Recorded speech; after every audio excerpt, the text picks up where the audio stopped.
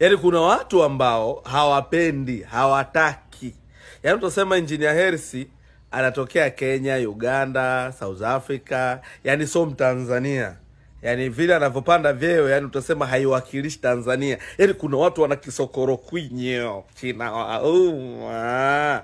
Mimi nitumie fursa hii kwanza kama mwakilishi wa mashabiki wa Simba kumpongeza kwa kupata cheo kingine kikubwa duniani, kwa kuwa mjumbe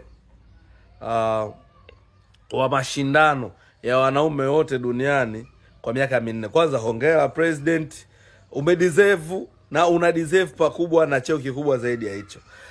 Wale ambao mnanifuata inbox kwa kuniuliza kwamba kuhusiana na viongozi wa Simba kwamba kwa nini wao hawateuliwi kwenye hizi nafasi.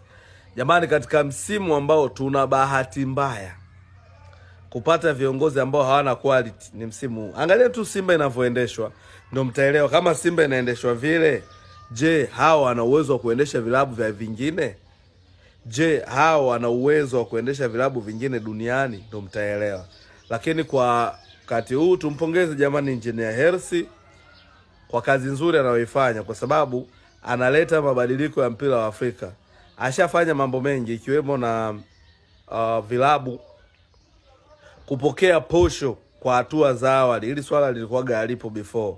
Hivi sasa ukiingia tu ukishiriki unapigwa $100,000 kama milioni 250 na. Kwa hiyo sio hela ndogo kwa kweli, ni mabadiliko makubwa.